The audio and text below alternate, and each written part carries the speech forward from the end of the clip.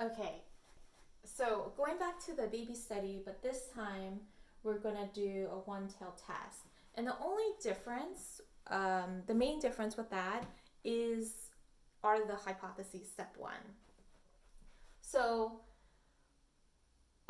for step one, we would say the null hypothesis. Again, so this is the baby study where we have the infants looking at two different faces, the pretty versus ugly, and they spend 20 seconds, a total of 20 seconds doing that.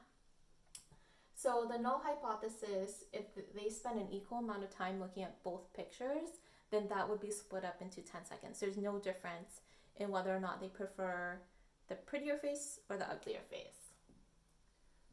So the null hypothesis would be 10 seconds. The alternative hypothesis we would hypothesize is that, we would say that, I've been writing this wrong, but this is the population mean is equal to 10 seconds. For the alternative hypothesis, we would hypothesize if it was larger than 10 seconds, we would hypothesize that the infants would spend more time looking at the pretty picture, right? So we would say that this the population mean would be greater than 10 seconds. So what that would look like is our critical value would be just one-tailed, right? So we would figure out what the critical value is. It would only be in this region. It'll only be above that critical region. So for the next step, we have to figure out what the critical value is, right? So step two.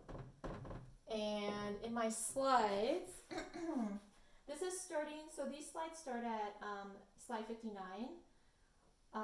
So I say of alpha of 0.01. Okay?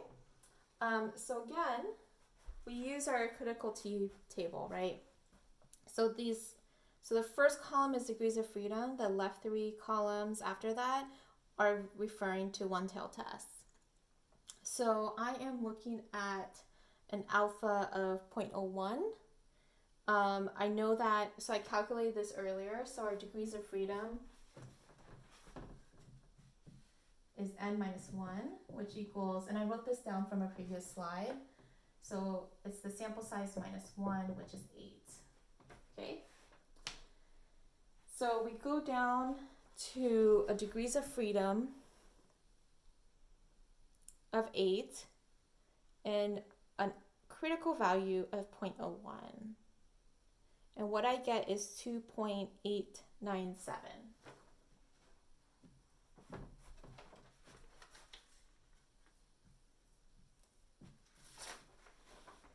Let's see. And in slide 61,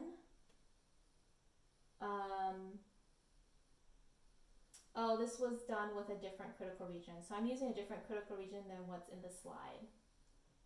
Sorry, so if we were going to do an alpha level of, so this is an alpha level of 0.05. So I'm going to change my slide to say it's 0.05. Sorry about that. Because it doesn't, I can't change that image. 0.05, so it'll be 1.860. Is that what's, no, that's still wrong. They're not showing, so in that image, I'm going to edit this slide. It's not showing the right critical value. It should be 2.897.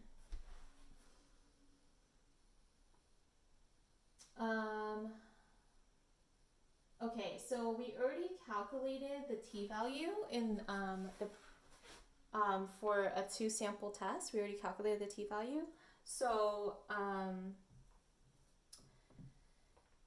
we already calculated from the previous, I already showed you guys, it's the same exact calculation. Okay, so step 3, we got a t-value equal to 3. So now for step 4, all we have to do is compare to see if our t-value that we calculated So it's the same exact calculation because all the numbers are the same for a one-tailed task.